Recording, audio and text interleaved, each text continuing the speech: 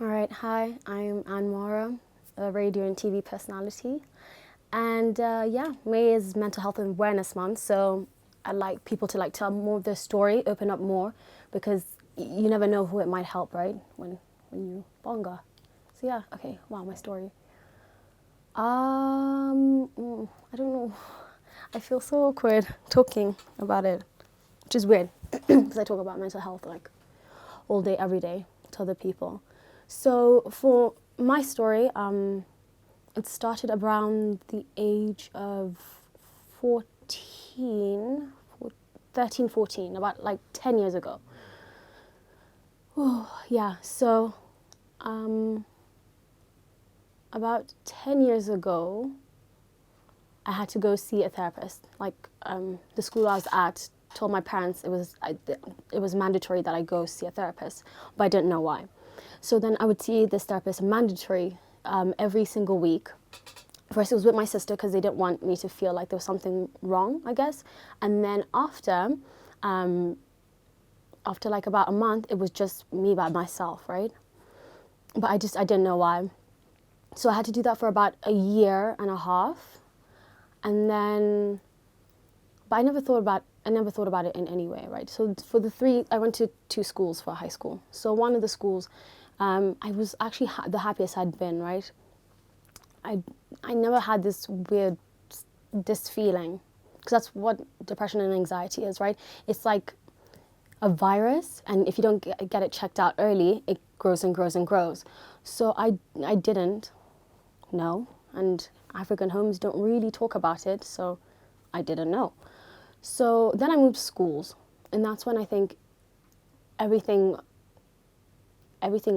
just got really messed up in my mind. So there's this feeling I had every single day of not wanting to wake up, or I'd be annoyed that I woke up. And it's just started growing more and more and more, it's crazy. And it would manifest in very many different ways. So this is now around the age of 16 to about 18. So it would manifest itself in just the worst ways. So either going out too much, indulging too much in things I shouldn't, just living for myself, basically, being a very selfish person in my own bubble. And because I didn't know what was going on. So I was just reaching out for this feeling to go away. So I was doing anything I could to just push it down, to just make it quiet, this noise in your head, make it quiet for a minute. So, so then, so then university happened. Went to university abroad. And I always say that was literally the best time of my life, because for the first time, number one, I was offered mental health, it was a part of our insurance, so I could go see a therapist. And I remember the feeling had gone away for a bit of time, but then it had started coming back slowly, about 6 months into university. And it's just this it's like an itch that you can't scratch, and my old habits would come back, right? So I was like, you know what, let me go see a therapist, because what does it hurt? And of course, they ask you a list of questions, and the number one question they asked was, does your family have a history of mental health? Or have you suffered from mental health in the past? But because we've never talked about it in African homes, I said, I don't know. And he said that was an answer he had seen all too often from Africans and Asians. So he's like, okay, we'll just do some therapy sessions. And how it worked in this place, because it had a very good medical team, they also did a brain scan, and they took blood just to test you. And then they said, okay, come back in a week, and we will let you know what we think it might be. So I came back in a week, and the results weren't back yet. So he was just like, I think you need to start with 2 to 3 sessions a week. So we can figure out your system. We don't want to prescribe anything. We don't want to jump to any conclusions, because that can make things a lot worse. And he's like, I cannot pinpoint what on the spectrum are you. Do you have PTSD from things that happened in the past? Do you have, there's so many things, right? So he didn't know exactly what it was. So I did that for about 2 months. I kept going going back to therapy every week, 2-3 times in a week would go. And then after 2 months, they finally told me what they think I had, which means I was diagnosed with social anxiety and severe depression, which is clinical depression. Oh my God. Oh, I'm sorry, I don't know why I'm crying.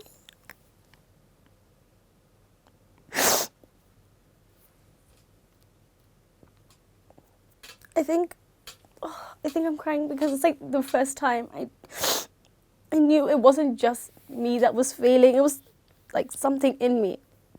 So they said in the brain scan, like they did, things that normally give you pleasure or happiness, they didn't light up.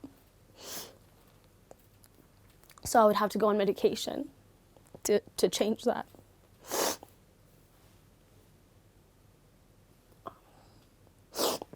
So I was prescribed Lexapro and put on suicide watch.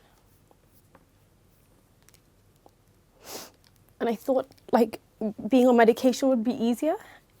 For quite a while you put on watch because it's hormones which are changing your body. So oh God, sorry.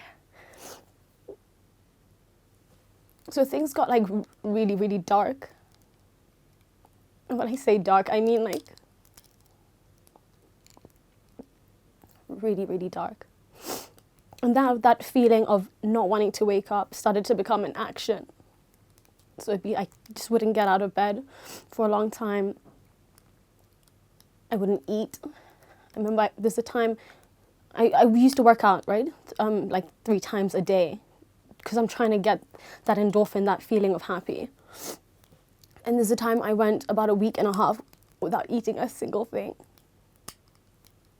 Because I just didn't want to consume so much space anymore.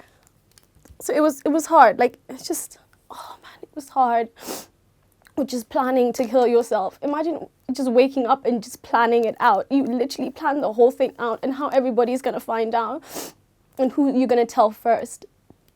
So that was a good, well, that happens even till now. Like that just has never gone away. No one knows that. You're the first people to find that out. But that's a feeling that's never gone away.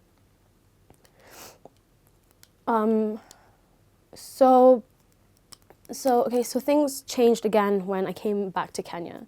Because I learned these things, I got tools that I learned, like words like triggers. What are your triggers? So mine, because of my anxiety, people are triggers. And majority of the people who are my triggers are in Kenya. So these are people who put you back in that mental space, or they remind you of where your mind can go, right? So coming back to Kenya was literally one of the hardest things because it meant I don't have my therapist anymore, and I'm gonna literally I'm on my own. Like I gotta figure this out, right? But the funny thing about Kenya is I even till now I always ask, like, why do people talk about me? What's so interesting about me? Because nothing anyone can say about me I have not said to myself or tried on myself. So that's not the part that bothered me. The part is a lot of people were walking hypocrites. So they would advertise for mental health online, really do it, but then behind the scenes were just hypocrites, were just horrible people. So I had to, yeah. So that was something I just had to try get over, right?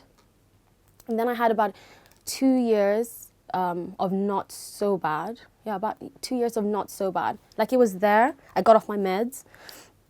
That was a big step. Like that was hard work. And getting mental health medication is so difficult in Kenya and so expensive. So that part was fine. I finally became fine. And then this year, it just all went. Pretty much it just all went to shit. Yeah. Just literally all went to shit. So the thoughts came back. the actions had changed for a bit, then my actions came back. And yeah, then it just becomes taking it day by day. Because I mean, a lot of people don't talk about it. When I started working in media, and one of the first things someone told me, a few people told me this industry is, don't talk about it. Don't talk about it. You won't get jobs. People think of you funny. People say it's for attention. People will do all sorts of things. Don't talk about it. And I was one of the first people to be like, to hell with that, because if I don't talk about it, then I'm becoming one of those hypocrites, right? One of those people. If I can't tell you why I can't come to work today, and it's because I physically cannot get out of my own mind, then who's going to benefit from that? You know, because that's something that comes with anxiety and depression, is you're flaky. You make plans, but then you can stop. You just don't show up. You have this constant voice in your head second guessing you. And then of course in this industry, you have it online on social media as well. So imagine telling yourself you don't deserve to be alive and then waking up to a tweet saying I wish you could kill yourself.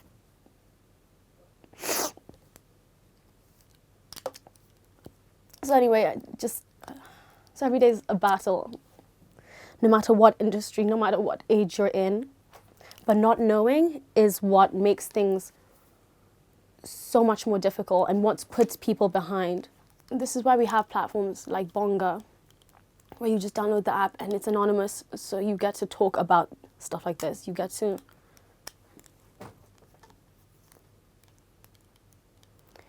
get to be heard. Because yeah, I mean, it's a battle. Every single day. And if somebody knows how to get rid of it, please do let me know, because I'm really tired. Yeah.